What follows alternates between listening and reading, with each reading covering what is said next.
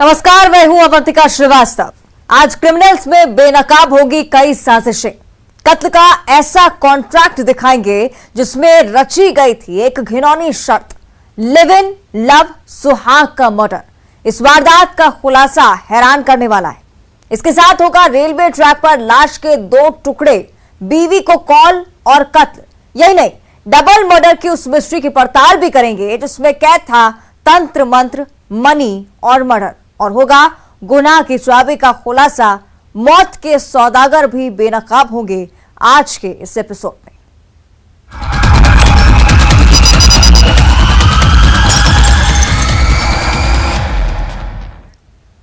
बात करेंगे कत्ल के एक ऐसे कॉन्ट्रैक्ट की जिसमें हत्या करने के लिए कातिल एक शर्त रखता है। कत्ल एक महिला के पति का होना था।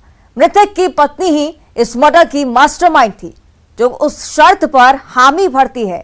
उस शर्त के बारे में जब आप सुनेंगे तो आप भी दंग रह जाएंगे। करंट लगाकर हत्या की गई थी, लेकिन साड़ी ने खोल दिया सुहाग के कत्ल का राज।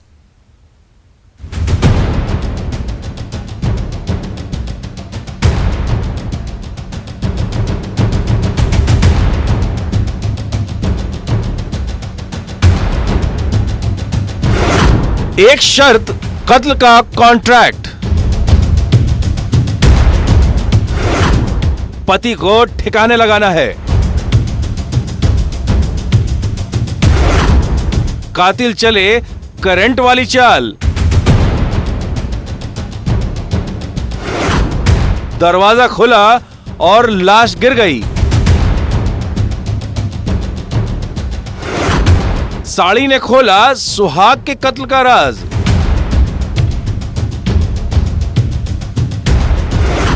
लिव इन लव सुहाग का मर्डर।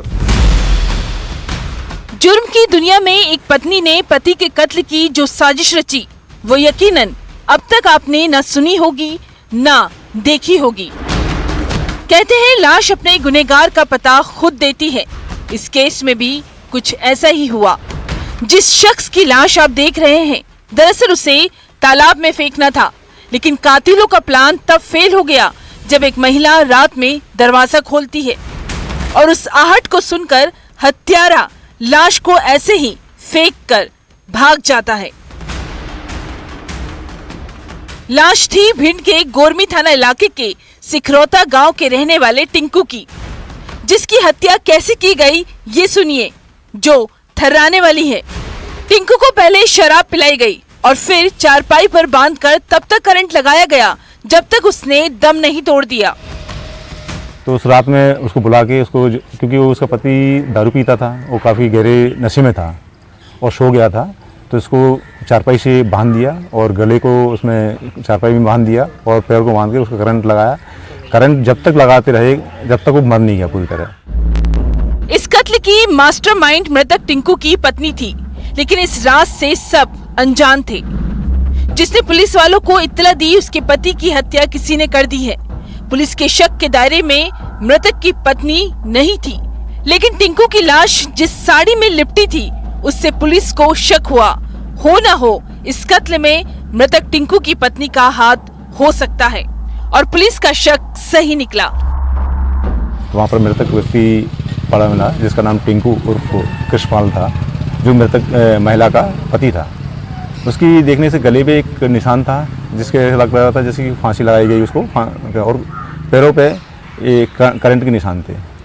इसके देखते हुए उसकी छानबीन की गई। बाद में उसकी पत्नी से गहराई से पूछताछ की गई। पत्नी का कहना था कि मैं तो सो गई थी 7 बजे, लेकिन जिस साड़ी से बांध के ले जाया गया था उस पत्नी की थी। कत्ल की वारदात में 3 किरदार हैं। पहला मृतक की बीवी, दूसरा किरदार वो कॉन्ट्रैक्ट किलर जिसे कत्ल के लिए बुलाया गया था, जिसने अपनी पत्नी की हत्या की थी और लाश को ठिकाने लगाया था।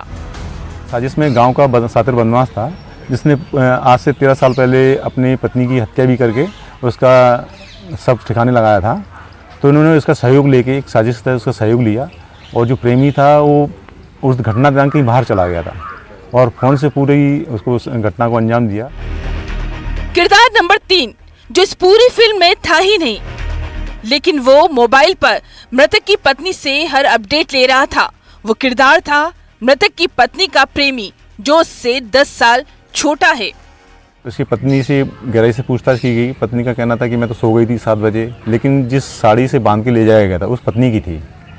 इस पर से उसको संदेह और गहराता गया। उससे बारीकी से और कड़ाई से पूछताछ की तो उसने एक्सेप्ट किया कि उसने अपने प्रेमी, गांव का एक प्रेमी था, उसके साथ जो उससे उम्र में कम से कम 7-8 साल 10 साल वो छोटा है, उससे प्रेम करती थी और उसके साथ शरीर संबंध भी बन गए थे, क्योंकि उनका उस प्रेमी का आना जाना था घर में।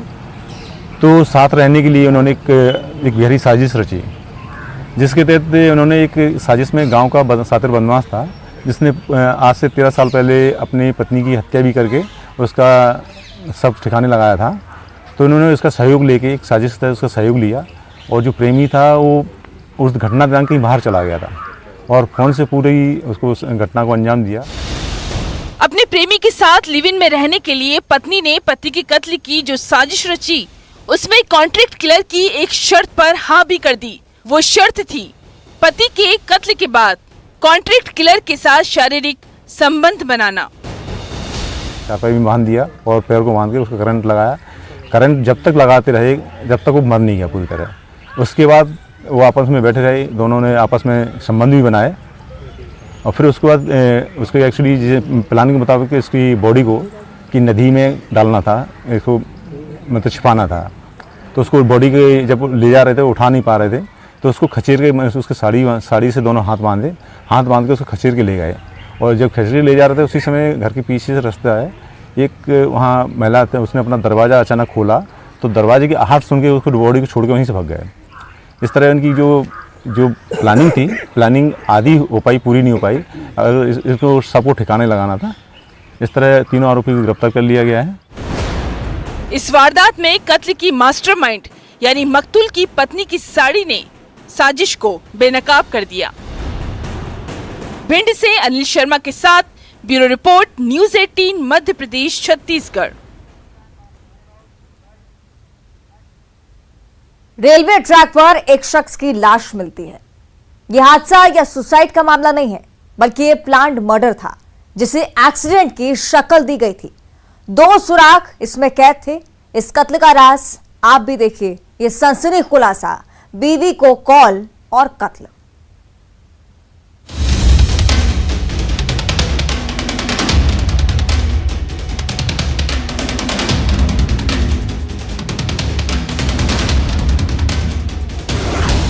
रेलवे ट्रैक पर लाश के 2 टुकड़े।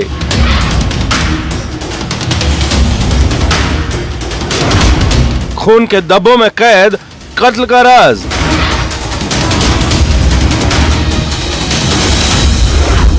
वो 3 थे, फिर 2 रह गए। 3-2 की कहानी में कैद सुराग।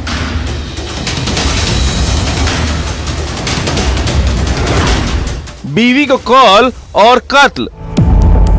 16 नवंबर को रेलवे ट्रैक पर एक लाश मिलती है। पहली नजर में ट्रेन एक्सीडेंट का यह मामला किसी को भी लगेगा। 2 टुकड़ों में यह लाश मिली थी, लेकिन पुलिस की तहकीकात कुछ अलग ही कहानी सुना रही थी। वो कहानी थी ये एक्सीडेंट नहीं, ना ही सुसाइड का केस है, बल्कि ये हत्या का मामला है, जिस मर्डर को एक्सीडेंट की शक्ल दी गई थी। सुनील नाम के शख्स की हत्या की गई थी। शाजापुर के सुनेरा थाना इलाके के मजनिया रेलवे क्रॉसिंग गेट के सामने रेलवे ट्रैक पर लाश मिली थी। एक व्यक्ति वहां पर ट्रेन से कटा हुआ मिला और उसका पंचनामा किया गया और उसकी डेड बॉडी का पीएम कराया गया। जब घटनास्थल का बारीकी से निरीक्षण किया गया तो रेलवे ट्रैक की कुछ दूरी पर बहुत सारा खून पत्थरों पे लगा हुआ पाया गया, जिससे प्रथम दृष्टिया ये जो मामला है शंकास्पद प्रतीत हुआ। ये दुर्घटना नहीं, हत्या का मामला हो सकता है। मौकाए वारदात से पुलिस को 2 अहम सुराग मिले थे। पहला सुराग था लाश जिस जगह मिली वहां से कुछ ही दूरी पर पत्थर पर खून के निशान थे, जिससे यह बात साबित हो रही थी सुनील की हत्या करके लाश को रेलवे ट्रैक पर फेंका गया था। दूसरा सुराग था मौकाए वारदात पर 3 लोगों को देखा गया था। अब सवाल था, सुनील की लाश मिली, उसकी हत्या हुई, वो 2 लोग कौन थे? पता ये चला कि 3 व्यक्ति शाम को आए थे और उसमें से 2 ही व्यक्ति वापस लौटे हैं। इसी बात को आगे बढ़ाते हुए टीम ने काम किया और पता ये चला कि ये जो मृतक है इसका सुनील नाम है और पवन और विनोद, ये 3 लोग वहाँ पर आए थे। 3 और 2 की इस कहानी में दूसरा सुराग कैद था। 2 लोग जो लापता थे वो थे विनोद और पवन। विनोद और सुनील दोनों एक साथ ही फैक्ट्री में काम करते थे, लेकिन विनोद शाजापुर आ गया और फिर बहाने से सुनील को बुलाया गया और उसकी हत्या कर दी गई। बाद में जब पवन और विनोद को हिरासत में लिया गया, उनसे पूछताछ की गई तो उन्होंने बताया कि ये विनोद जो है पहले कभी देवास टेक्नो कंपनी में काम करता था और वहाँ पर ही सुनील भी काम करता था। इन दोनों की दोस्ती थी, लेकिन कुछ माह पूर्व इसके विनोद के पिता की मृत्यु हो गई। इस कारण ये वहाँ से छोड़ के अपने यहाँ शाजापुर आ गया था। कत्ल की वजह थी बीवी को कॉल। विनोद को शक था सुनील उसकी पत्नी को कॉल करता। सुनिए कत्ल की कहानी पुलिस की जुबानी। इसको ऐसी शंका थी विनोद को कि सुनील जो है उसकी पत्नी से बात करता है और उसको उसके पास से भगा के ले जाने की बात करता है। इसके कारण पवन के साथ मिलके इन्होंने सुनील को देवास से यहाँ बुलाया और षड्यंत्र पूर्वक उसकी हत्या करके इसको ट्रेन दुर्घटना का रूप देने के लिए ट्रेन की पटरी पे डाल दिया।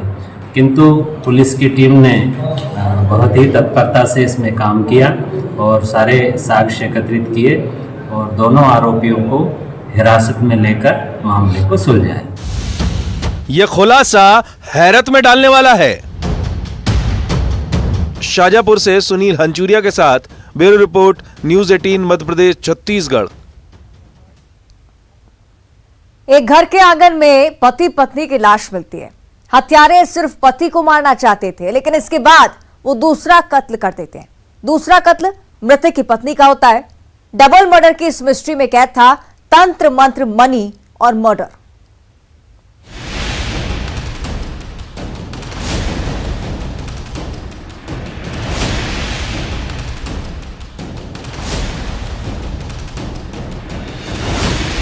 डबल मर्डर की मिस्ट्री।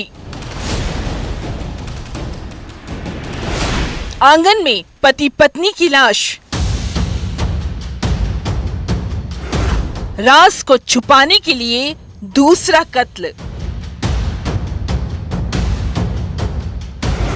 तंत्र मंत्र, मनी, डबल मर्डर।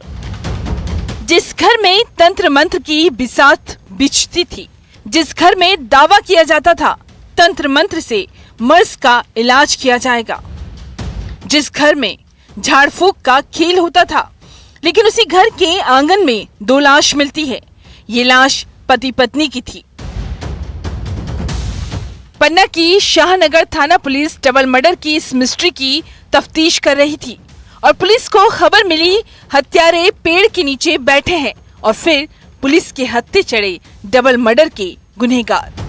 शाहनगर के बीजाखेड़ा गांव में एक वृद्ध दंपति, जिसमें से दरवेश शाह जो 70 वर्ष के थे और उनकी पत्नी रहन भाई शाह जो करीब 68 वर्ष की थी, उनको किसी अज्ञात व्यक्ति के द्वारा मार दिया गया। पुलिस को ये सूचना मिली। निरीक्षण करने के पश्चात उस मामले में जब तहकीकात करी तो हमने पाया कि 4 व्यक्ति उस घटना में इन्वॉल्व थे। उसमें से 2 व्यक्ति बीजाखेड़ा के थे और 2 व्यक्ति उसी के पास वाले गांव के थे। वारदात वाले दिन कत्ल बुजुर्ग धर्मेश शाह का हुआ था, लेकिन पति के कत्ल की चश्मदीद बनी पत्नी। मृतक की पत्नी आरोपियों का राज ना खोल दे, राज खुलने के डर से मृतक धर्मेश की पत्नी की भी हत्या कर दी गई और उसके बाद हत्या में इस्तेमाल डंडा और खून से सने कपड़ों को आरोपियों ने छुपा दिया। ये व्यक्ति मृतक दंपति के घर पे कुछ मछली लेके गए थे और वहाँ पकाने गए थे। चूँकि मृतक दरवेश शाह तांत्रिक क्रिया करता था। 14 नवंबर को ये वारदात हुई और 4 दिन बाद यानी 18 नवंबर को मुखबिर से हत्यारे की लोकेशन का सुराग लगा। क्या इस कत्ल का कनेक्शन झाड़ फूक से था? तो कत्ल के पीछे वजह थी झाड़ फूक में पैसों के लेन देन का विवाद। आरोपी उस रोज मछली पार्टी करने के लिए बुजुर्ग दंपत्ति के घर पहुंचे थे, तभी ये विवाद हुआ। आरोपी गणों में से किसी एक आरोपी के परिजन भी वहाँ पे तांत्रिक क्रिया करवाते थे, तो उनका मछली के साथ साथ उस तंत्र क्रिया के संबंध में इलाज के लिए लिए गए पैसे के संबंध में भी विवाद हो गया और उन्होंने वहीं पे पड़े हुए डंडे से मृतक दरवेश शाह के ऊपर हमला कर दिया। बाद में उसकी पत्नी आई और साक्ष्य मिटाने के लिए उन्होंने उसकी पत्नी के ऊपर भी जान से मारने की नीयत से हमला कर दिया। झाड़ फूक, मनी और मर्डर की इस वारदात से अब तक इलाके में दहशत है। पन्ना से संजय तिवारी के साथ bureau report, news 18 Madhya Pradesh Chhattisgarh. और अब हत्या की वो वारदात जिसमें भतीजा अपने चाचा से एक सवाल करता है। सवाल था कि वो कहाँ है और उसके बाद चाचा की लाश मिलती है। हत्यारा भतीजा लाश की तलाशी लेता है और फिर भतीजे को जिसकी तलाश थी वो पूरी हो जाती है। आखिर कत्ल क्यों हुआ और कैसे पकड़ा गया कातिल भतीजा, रिपोर्ट में देखिए।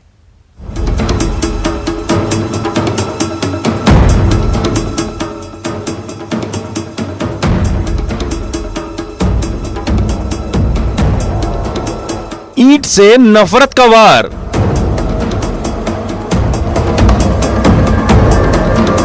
लाश की तलाशी।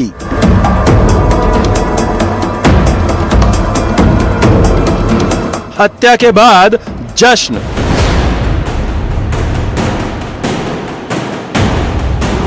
तालाब में छुपाया सुराग। 3000 के लिए रिश्तों का कत्ल। 21 साल का एक युवक बार बार एक ही बात पूछता है और उसे जब यकीन हो जाता है कि उसे अब वो सामान नहीं मिलेगा तो वो गुस्से में आकर ईंट से वार करके इस शख्स की हत्या कर देता है और हत्या करने के बाद वो लाश की तलाशी लेता है और फिर उसे जेब में वो सामान मिल जाता है तो वो हत्या का राज छुपा देता है। जिस सामान के लिए ये कत्ल हुआ ये खुलासा बाद में बताएंगे, लेकिन कैसे आरोपी पकड़ा गया ये सुनिए। रायगढ़ के तमनार थाना इलाके के इंदिरा नगर में रहने वाले राम कुमार चौहान की हत्या की गई थी, जिसकी पत्नी ने पुलिस में पति के मर्डर की रिपोर्ट दर्ज कराई। प्रथम दृष्टया ही शव को देखते ही उसमें हत्यात्मक होने का मामले का अंदेशा हमको हुआ, जिसमें हमने तुरंत उसमें तस्दीकी की और 2 टीमें बनाई। तस्दीकी में प्रथम दृष्टया हमें पता चला कि मृतक का भतीजा, मृतक राम कुमार चौहान जिसकी शनाख्ती हुई, उसका भतीजा पीताम्बर चौहान वो कुछ समय से उस जगह पर रहता था और इसका मूल गांव कुड़ेकेल है, पर इंदिरा नगर में ये उसका पुराना मकान था जहां पर उसने अपने भतीजे को दे रखा था मृतक ने। हत्यारे की तलाश में पुलिस ने लैलूंगा के एक गांव में दबिश दी और हत्यारा पुलिस के हत्थे चढ़ गया, जिसने हत्या के बाद मृतक राम कुमार चौहान का खून लगा जैकेट और खुद के कपड़े तालाब में फेंक दिए, रस्सी भी, जिससे हत्या के सुराग पुलिस के हाथ नहीं लगे। हत्यारे की निशानदेही पर पुलिस ने तालाब से कपड़े बरामद किए, लेकिन अभी कत्ल की असली कहानी का बाहर आना बाकी था। पहला खुलासा, राम कुमार चौहान की हत्या उसके भतीजे 21 साल के पीताम्बर ने की थी, जो लैलूंगा से आकर इंदिरा नगर में रह रहा था किराए के मकान में। आरोपी पीताम्बर चौहान 21 वर्षीय मेढ़नमार गांव लैलूंगा का निवासी है। वह लैलूंगा क्षेत्र की एक अन्य बालिका के साथ में यहाँ पर आकर निवास कर रहा था। आखिर चाचा भतीजे के बीच ऐसा क्या हुआ था कि भतीजे ने चाचा की हत्या कर दी? तो महज 3000 रुपए के लिए कत्ल की ये वारदात हुई थी। भतीजे पीताम्बर के पास 3000 रुपए रखे थे। चाचा राम कुमार ने उन रुपयों को चुरा लिया और फिर इस चोरी का जब भतीजे को पता चला या कहें चाचा पर शक हुआ तो चाचा ने उसे गुमराह किया और फिर चाचा के कत्ल के बाद चाचा के पास ही पैंट की जेब में 2500 रुपए मिले। ये शराब का सेवन कर रहा था अपने चाचा के साथ में। उस दौरान इसके चाचा ने 3,000 रुपये इसने छुपा के रखे थे। वो मौका पाके कुछ अपनी जेब वेब में रख लिया था चोरी करने के नियत से। उस बात को लेकर ही इनके बीच में गहमा गहमी हो गई और एक तत्कालिक उसमें वहाँ पर पास में पड़े ईंटें पत्थर वगैरह से इसने अपने चाचा के ऊपर हमला कर दिया। इस मामले में एक और बात सामने आई है कि नाबालिग लड़की भतीजे पीताम्बर के साथ रह रही थी। साथ में जो विधि से संघर्षरत एक बालिका जो साथ में थी वह इसके साथ में थी, जो ललुंगा निवासी है। और इन दोनों ने घटना को अंजाम देने के बाद जो साक्ष्य मिटाने की दृष्टि से पास में इंदिरानगर के तालाब में मृतक के पहने हुए जैकेट एवं इनके खुद के कपड़े और जो अन्य चीज़ें थी, रस्सी वगैरह, ये सारी चीज़ों को उन्होंने छुपाने के लिए फेंक दिया था। बाद में जिसको हमने इनके गवाहों के समक्ष में, गांव वालों के सामने में हमने ये सारी चीज़ें बरामद भी कर ली हैं। अभी वर्तमान में गिरफ्तारी करने के उपरांत जो बालिग आरोपी है पीताम्बर चौहान, मिढ़र मार्ग निवासी, उसको न्यायिक अभिरक्षा में भेज दिया गया है।